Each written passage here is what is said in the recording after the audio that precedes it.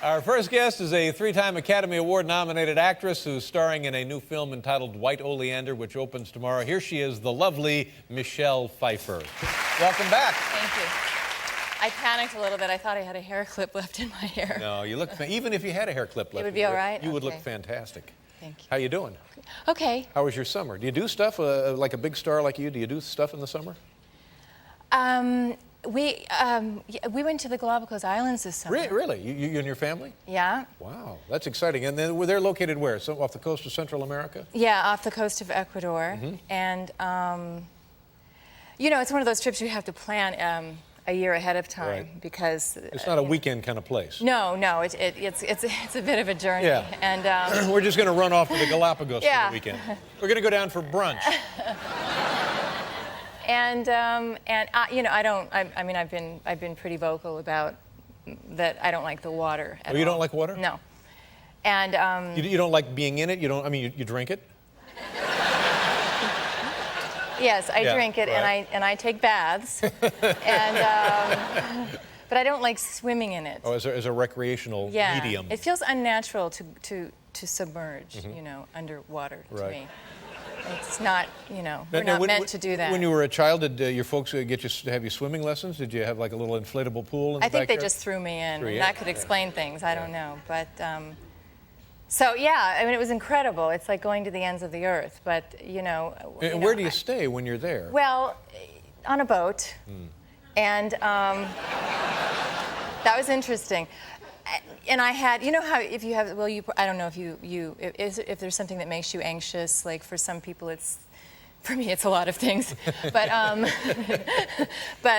you know, making public appearances and doing, you know, and you have a certain anxiety while in anticipation of doing that. Well, I had a year of anticipating this trip. Kind of looking forward to it with a bit of dread. Yes, with a bit of dread. Yeah. And you know, it's kind of always there. Yes. And so. But I have to say the islands were spectacular. But you sleep for 8 days on a boat, right, and for 8 nights, I thought I was going to die.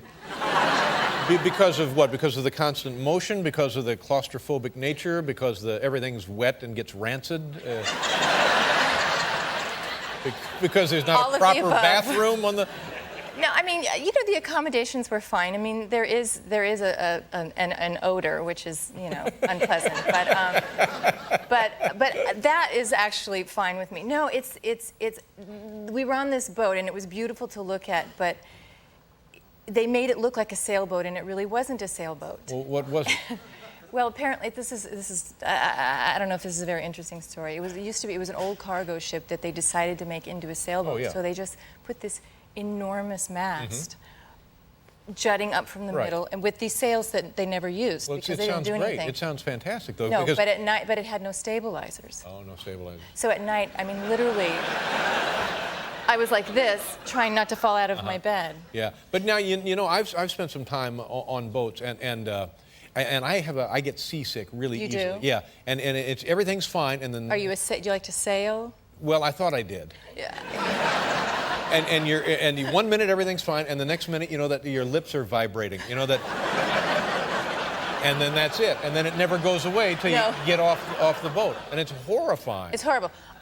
But do you have a fear of boats, or do you just get sick? No, I want to be very clear on one point. I don't vomit. Ever. Well, when I was a kid with the flu, that kind of thing. But on boats, when I get sick, how it manifests itself is this vibrating lip thing. Can you demonstrate? Just like that. And it never leaves, and it's just horrible. But sleeping on a boat is, I would think, very easy. I mean, you go right out because of that constant rocking of the... No, it wasn't constant little rocking. This was like...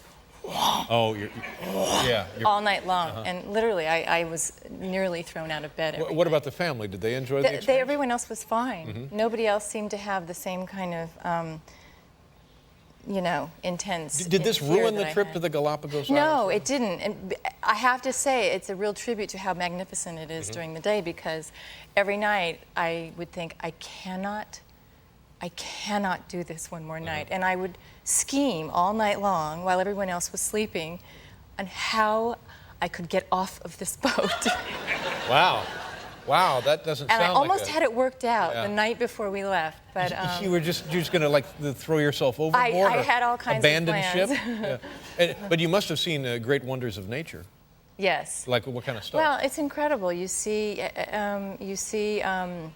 species that are only there, and it's it's where the theory of evolution all started, and you really see evolution. You see iguanas that swim, which are only there, and you walk onto these islands, and it's like walking onto their kingdom, and it's so humbling, and they're just everywhere. They're just having babies and laying eggs, and they're not afraid of you. Do they have a nice gift shop? I don't know. I'm sorry. I just don't know what's the matter with that. I don't know. Now, tell us, if you don't mind, about some Hollywood acting stories. Tell us some early Hollywood, you looking for work, audition Hollywood acting stories. Oh. Do you do that? Do people, you go audition, you go read for a part? Is that still how it's done? Yes, it is how it's done. And I think the worst experience I had auditioning was when I auditioned for Scarface. And that was like your second film, was that right? My second sort of film that people saw. People noticed, yeah. Yeah. And so anyway, I went in and I auditioned, and the only thing prior to that anybody knew me from was Grease too. So I didn't come in loaded with good baggage. Oh, come on. And, Grease 2 is a classic. Yeah, of sorts, yeah. And now, who's at the audition? Who is there for the reading? Well, I met with the casting director, and then she thought I was okay enough to come back and meet with Brian De Palma, which I did, and then it was a very, very long auditioning process, and it went on for months, and the longer that it went on, I just got worse and worse, and that's understandable though, because the pressure kind of accumulates exponentially with each visit. Yeah, and you see actors. I mean, fear is your sort of your worst enemy. It just gets a hold of you, and you're done for. So, anyway, I got so bad. They just said, you just suck, and so it's not going to work for you. So by that point, I was just relieved because I just couldn't take it anymore. Right. And a month goes by, and they call me to come in and do a screen test. I thought, oh man, no, please. They keep pulling me back in.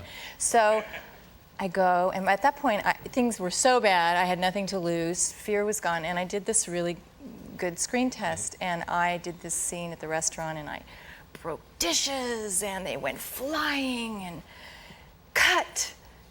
There's blood everywhere. Wow.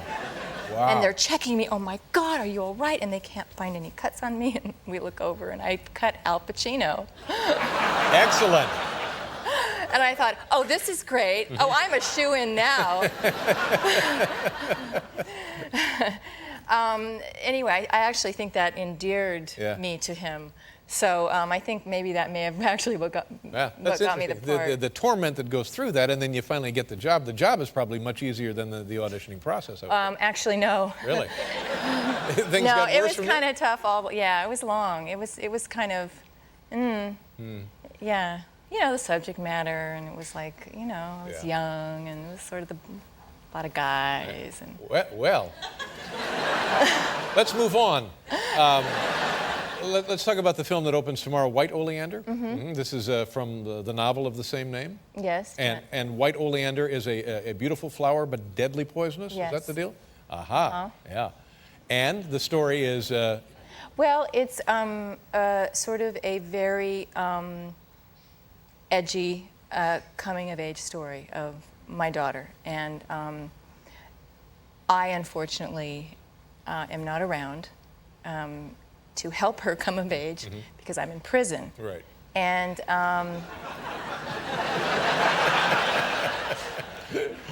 and what got you? Why are you in the pokey? Oh, okay. I murdered someone. I see. Okay. Enough said. And she comes, and I don't see her often. And you're going to show a clip, right? Yes. This is where, okay. And I only have very few minutes to get her on track. And I think she subscribes to "You got to be cruel to be kind," Dave. All right. Okay, here we go. Okay. Michelle Pfeiffer, White Oleander. Take a look. It opens tomorrow. There you go. White Oleander. I must say, it looks like Prison Life agrees with you. You look pretty good. The film, as we mentioned, opens tomorrow, and it's always a pleasure to see you. And good luck, and I hope you have better vacations ahead of you. Thank you. Thank you so much for being here. Michelle Pfeiffer, everybody. We'll be right back with Bon Jovi.